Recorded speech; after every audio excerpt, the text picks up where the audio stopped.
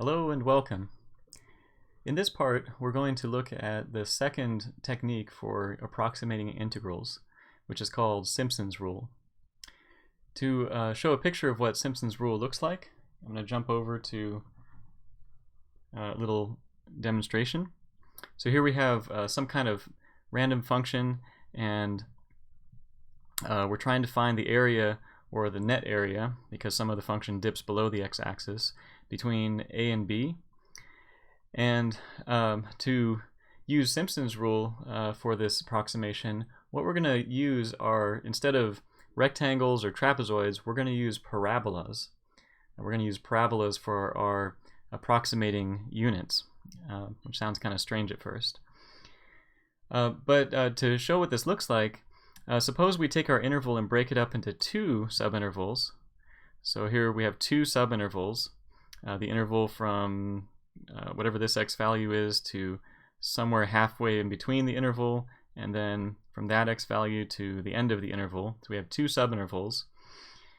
And the two subintervals will correspond with three x values. And when you plug those three x values in to the function, you get 3 points. And it turns out that 3 points determine a parabola. If you think about a parabola, it's something of the form ax squared plus bx plus c. So you have three parameters, a, b, and c. And so you would need 3 points to determine a parabola. Just like you need 2 points to determine a line, because a line is like ax plus b. That's two kind of degrees of freedom. You need 3 for a parabola. So with these two subintervals, that creates these three x values where we can then create a parabola. And if we look at the area between that parabola and the x-axis, area above counting as positive, area below counting as negative, that's an approximation for the area, for the net area of that curve. Now let's try using 4 subintervals. We need an even number of subintervals for this to work, because every pair of subintervals will create one parabola. Well, if we have 4 subintervals, then the parabolas look something like this. Here's a smaller parabola in the first subinterval, and you can see that it's kind of fitting the curve, but not exactly. And then the next subinterval, kind of fitting the curve, but not exactly. Let's try 6. Now we can see it really fitting the curve a lot better. So the first parabola is almost matching the curve exactly. It's matching the curviness of the curve, right? And that's what's great about parabolas, is if the curve that you're looking at, if the function you're looking at is really curvy, the parabola can match that curviness a lot better than a trapezoidal kind of line would do. Then if you have 8 or 9 or 10, you can't have 9, even number of subintervals, 12, you can see that the parabolas really start fitting tightly on the curve.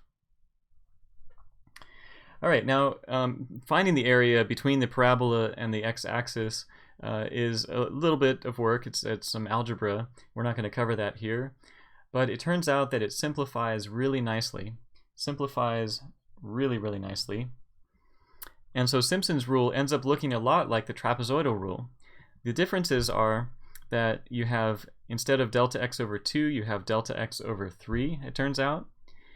And then the coefficients that are in front of each of the function values, instead of the coefficients being 1 f of x sub 0 plus 2 f of x sub 1 plus 2 f of x sub 2 and so on, and the last one being 1, here the coefficients go like this: 1, 4, 2, 4, 2, 4, 2, 4, 2, as many 4 2s as you need, and then it'll go 4 and then 1 for the last coefficient. So 1, 4, 2, 4, dot, dot, dot, dot, dot, 2, 4, and then 1 for the coefficients. And this little note is just reminding you that to use Simpsons Rule, n, the number of subintervals, has to be even. So in example 2, we're going to use Simpsons Rule with n equals 4 subintervals to approximate the integral from 1 to 2 of 1 over x dx. Now you might notice from watching the previous video that that's exactly the same integral that we were trying to approximate in example 1. So we can make use of a lot of the things that we already had there from example 1. Let me just go up to it real quick. We know that delta x will be the same. It's going to be 1/4. We know that the x values will be the same that we're plugging in. And we know the function values there are going to be the same. Really, the only things that change from the trapezoidal rule to the Simpsons rule are just that number on the bottom of the fraction. Instead of a 2, it'll be a 3. And then the coefficients in front of the function values. So instead of 1, 2, 2, 2, 1, it'll be 1, 4, 2, 4, 1. So a lot of that work we already did in example 1. So I'm actually just going to write, well, delta x equals 1/4, same as example 1. And going to write up, our x values are all the same. There's x0, x1, x2, x3, and x4. Whoops. x4 on the number line. The x values are 1, 5/4,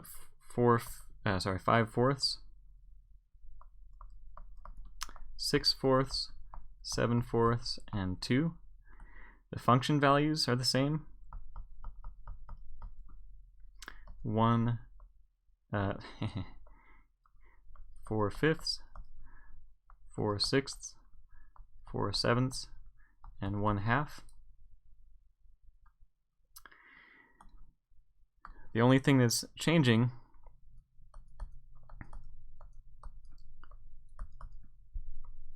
so I'm writing up the integral from 1 to 2 of 1/x dx is approximately equal to 1/4 over,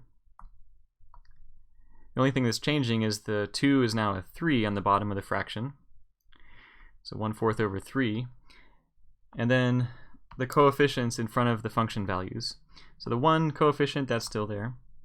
Then we have the 2, sorry, almost did the trapezoidal rule. Then you have the 4 times 4/5 plus 2 times 4/6. Sixths is really hard to say, I have to say. Plus 4 times 4/7. Then we've got plus the last function value, which is 1/2. And if you approximate all of that, if you compute all of that, you get approximately 0.693254. And if you remember, we actually found the exact value, or at least up to the 6 decimal places of the integral. And this is really close to it. It's even closer than the trapezoidal rule. It's closer to 0.693147, which was correct out to 6 decimal places, than the trapezoidal rules.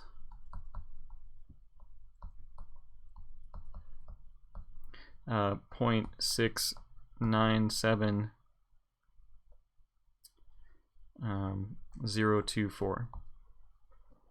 So we got even closer. We got 0.693, and then on the 4th decimal place is where it started to deviate from the correct answer, or the true, most accurate answer. Okay, so that's Simpsons Rule in a nutshell. Thanks for watching, and see you next time.